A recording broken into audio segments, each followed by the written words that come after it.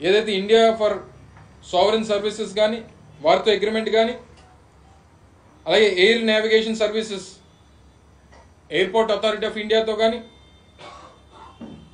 Security services with bureau of civil aviation safety కానీ, ఇలాగ అనేక నో అబ్జెక్షన్ సర్టిఫికేట్స్ కానీ, మినిస్ట్రీ ఆఫ్ సివిల్ ఏవియేషన్ నుంచి కానీ, ఎన్వైరాన్మెంటల్ క్లియరెన్స్లు కానీ, ఇలాగ అన్ని రకాలుగా కూడా పూర్తి స్థాయిలో తీసుకొని ఈరోజు నిర్మాణం చేపట్టి దాదాపు 350 మెషిన్లతో ఆ రోజు మిమ్మల్ని కూడా ఆ రోజు అక్కడికి తీసుకెళ్ళినప్పుడు దాదాపు 350 మెషిన్స్, రకరకాలైన ఎక్స్కవేటర్స్ కానీ, జేసీబీలు కానీ, రకరకాలైనటువంటి మెషినరీస్తో పనులు చేపట్టేటువంటి కార్యక్రమాలు కూడా మీకు చూపించేటువంటి కార్యక్రమం చేశాం. టెర్మినల్ బిల్డింగ్స్కి సంబంధించినటువంటి నిర్మాణాలు మీరు చూశారు.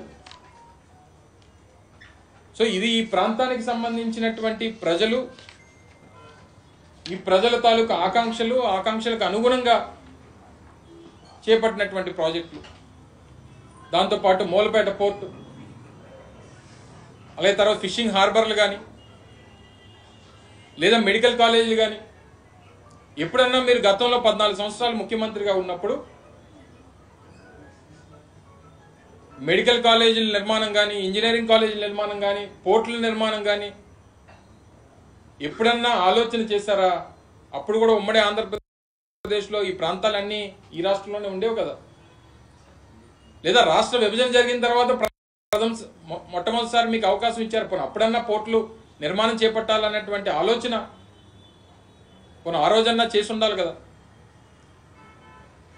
ఇప్పుడు అన్నీ వచ్చి మేము పనులన్నీ చేస్తే పేర్లు మీరు పెట్టుకునేటువంటి ప్రయత్నం చేస్తూ ఉన్నారు. సరే, ఏదేమైనప్పటికీ ప్రజాస్వామ్యంలో ప్రభుత్వం నడిపించేటువంటి నాయకత్వాలు, ప్రజాస్వామ్యంలో ప్రతి 5 సంవత్సరాలకు ఒకసారి ఎన్నికలు జరిగినప్పుడు వారు తీర్పునిస్తారు. దానికి అనుగుణంగా జరుగుతాయి. కానీ చేసినటువంటి కార్యక్రమాలు అసలు ఏమీ చేయనట్టుగా చిత్రీకరించేటువంటి కార్యక్రమం నిన్న ముఖ్యమంత్రి గారు చేసినటువంటి దాన్ని తీవ్రంగా ఖండిస్తూ ఉన్నాం. మీరు దాన్ని కొనసాగిస్తున్నామని చెప్పండి. లేదా గతంలో జరిగినటువంటి పనులు ఈ మేరకు జరిగాయని చెప్పండి. భోగాపురంలో ఎయిర్పోర్ట్ కడుతున్నాం. మళ్ళీ నిన్న అక్కడి నుంచి 100 కిలోమీటర్లో మూలపేట ఉంటుంది నాకు తెలిసి, అక్కడ ఒక ఎయిర్పోర్ట్ అని చెప్పి ప్రకటించారు నిన్న. అంటే అక్కడ పోర్ట్ కట్టడం నాకు తెలుసు, ఎందుకంటే పోర్ట్ సంబంధించినటువంటి శంకుస్థాపన కూడా గతంలో ఏప్రిల్ 19వ తారీఖు 2023లో చేసాం. అది కూడా దాదాపు 40% పనులు పూర్తయినాయి. అక్కడ పోర్ట్ ఉంది, అక్కడ ఎయిర్పోర్ట్ కూడా కడతామని చెప్పి నేను ముఖ్యమంత్రి గారు ప్రకటించారు. స్వాగతిస్తా ఉన్నాం. ఇవన్నీ చెయ్యాలి. కుప్పంలో ఒక ఎయిర్పోర్ట్ కడతానన్నారు, నిన్న మూలపేటలో ఒకటి కడతానన్నారు, నాగార్జున సాగర్లో ఒకటి కడతానన్నారు, దొనకొండలో ఒకటి, దగదర్తిలో ఒకటి. ఎస్, ఇవన్నీ కడతానన్నారు కాబట్టి స్వాగతిస్తా ఉన్నాం. కట్టమనండి.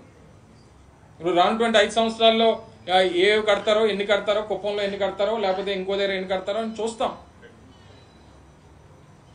ఎందుకంటే గతంలో కూడా ఈ రకంగానే వారు 2014లో ఆయన ముఖ్యమంత్రిగా బాధ్యత తీసుకున్న తర్వాత మొదటి కేబినెట్ సమావేశం మన విశాఖపట్నంలోనే పెట్టారు. ఆంధ్ర యూనివర్సిటీ వేదికగా వారు కేబినెట్ సమావేశం పెట్టి ఆయన నాకు తెలిసిన దగ్గర నుంచి, ఎందుకంటే 95లో ఆయన ముఖ్యమంత్రి అయ్యే సమయానికి నాకు 10 సంవత్సరాల వయసు. నాకు తెలిసిన దగ్గర నుంచి ఆయన విశాఖపట్నం ఆర్థిక రాజధానిగా చేస్తానని చెప్పడం నేను అప్పటి నుంచి వింటున్నాను. ఇప్పుడు 30 సంవత్సరాలు అయిపోయింది. నాకు 40 వచ్చింది, ఆయనకి 75 వచ్చేది. మొన్న కూడా ఆయన ముఖ్యమంత్రిగా బాధ్యత తీసుకున్న తర్వాత మళ్ళీ విశాఖపట్నం ఆర్థిక రాజధానిగా చేస్తానని చెప్పి ప్రకటించారు. సో ఏదేమైనప్పటికీ ఇది టూ అర్లీ. సరే, మేము మాట్లాడడానికి, మేము ఏదన్నా అనడానికి కూడా ఆయన బాధ్యతలు చేపట్టి నేటికి కరెక్ట్గా 4 రోజులు.